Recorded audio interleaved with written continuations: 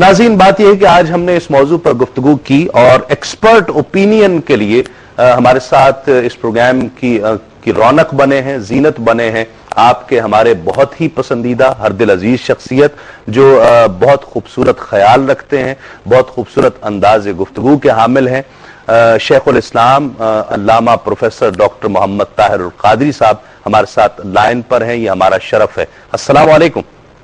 وعلیکم السلام ورحمۃ اللہ وبرکاتہ۔ کیا حال ہے تسنیم صابری صاحب؟ الحمدللہ ڈاکٹر صاحب، بہت شکریہ، آپ نے اتنی دور سے یہ ہماری اس خواہش کو، ہماری اس تمنا کو قبول کیا ہے۔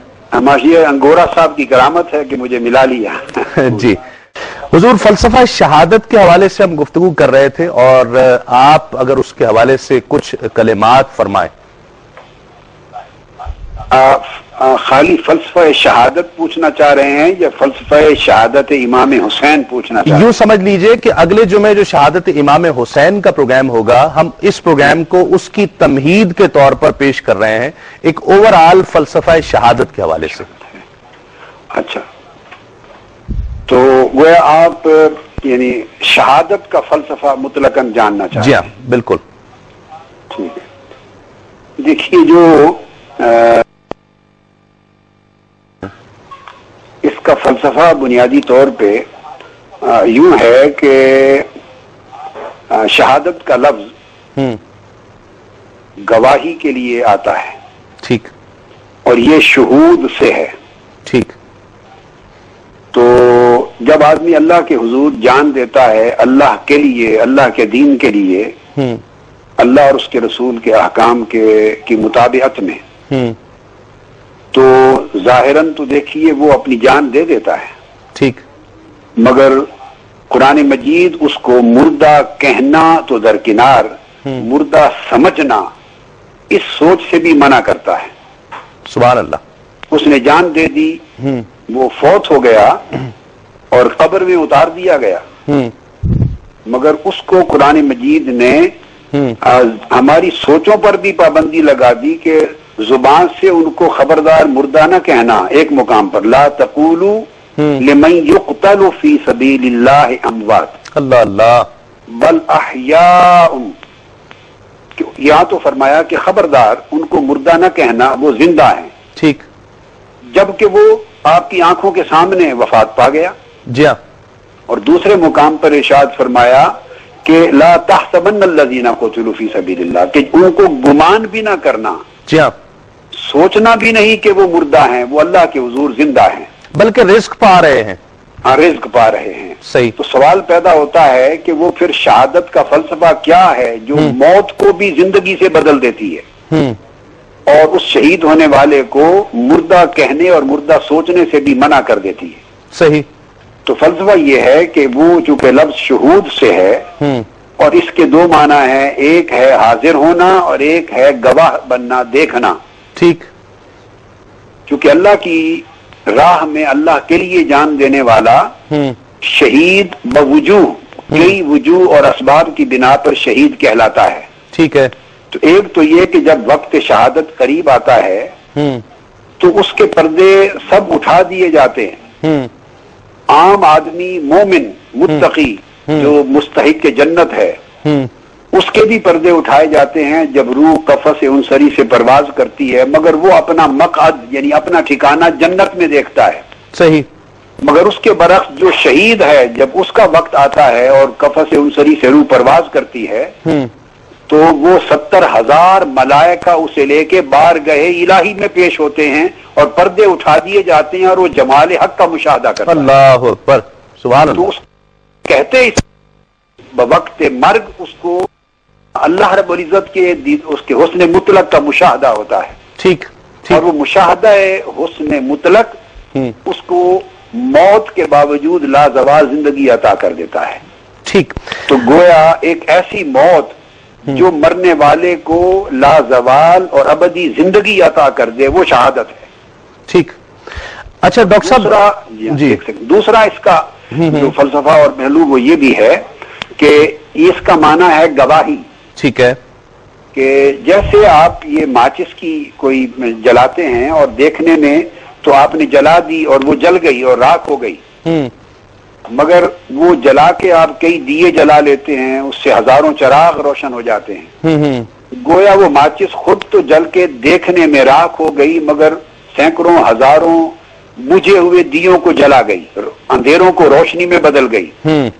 تو شہادت کا فلسفہ کا دوسرا گوشہ یہ ہے کہ اللہ کی راہ میں جان دینے والا دیکھنے میں تو موت کا جام موت نوش کر گیا, دیکھنے میں مر گیا, ظاہر بھی آنکھوں کے سامنے, مگر وہ مر کے ہزاروں لوگوں کو جینے کا سلیقہ سکھا گیا. کیا بات, سبحان اللہ, سبحان اللہ. ہماری اس وقت جو زندگی ہے وہ موت سے بھی بدتر ہے.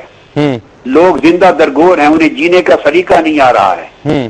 تو شہید اپنی جان قربان کر کے بہت لوگوں کو جینے کا سلیقہ سکھا جاتا ہے اور موت کو زندگی سے ہمکنار کر دیتا ہے. اچھا ڈاکٹر صاحب, یہاں پر تو اس طرح کے بس دو ہی میں نے عرض کر دیے, اس انداز کے بہت سارے اس کے شہادت کے گوشے میں سمجھ رہا ہوں. اچھا, اب وقت بہت زیادہ نہیں ہے, میں آپ سے ایک اور چیز جاننا چاہتا ہوں. جب ہم بات کر رہے تھے شہادت کی اقسام پر تو حقیقی اور حکمی دو شہادتیں سامنے آئیں. اچھا, شہادت کے درجات اور اس کے اجر و ثواب کے حوالے سے اس کی اپنی درجہ بندی بھی ہے. اس کے ساتھ ساتھ میں یہ جاننا چاہتا ہوں, ایک وہ شخص جو اپنے گھر بار کو بھی کسی پوزیشن پر کسی جگہ پر قربان کر کے خود بھی قربان ہو رہا ہے اور اللہ کی راہ میں قتل ہو رہا ہے, اپنی زندگی کو اللہ کی رضا اور خوشی کی خاطر قربان کر رہا ہے. ایک جگہ وہ بھی شہید قرار دیا جا رہا ہے اور دوسری جگہ پر پیٹ کے درد سے مرنے والا بھی شہید ہے ایکسیڈنٹ پر. اس کا کوئی شہادت کا ارادہ نہیں تھا, ایکسیڈنٹلی اس کی موت ہو جاتی ہے, ڈیتھ ہو جاتی ہے, تعاون کے مرض میں وہ گرفتار ہو جاتا ہے. اس کا کوئی شہادت کا کوئی ارادہ نہیں تھا, اللہ کی رضا اور خوشنودی کا کوئی ارادہ نہیں تھا موت کو پا لینے میں. تو اس کو کیسے, کنیکشن کو کیسے دیکھتے ہیں آپ؟ میں سمجھ گیا, آپ نے بڑا لطیف سوال کیا.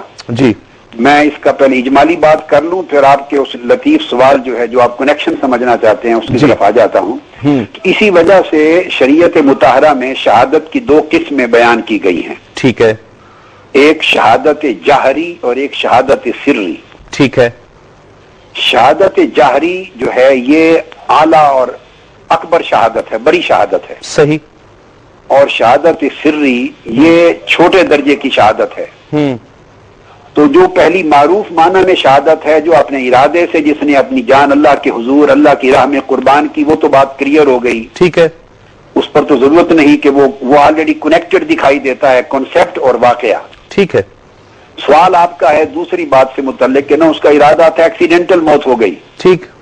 تو وہ شہادت سری بنی, شہادت خفی بنی, ادنا درجے کی شہادت بنی. ٹھیک ہے. مگر سوال یہ ہوا آپ کا کہ وہ شہادت بن کیسے گئی, اس کا تو ارادہ نہیں تھا. صحیح.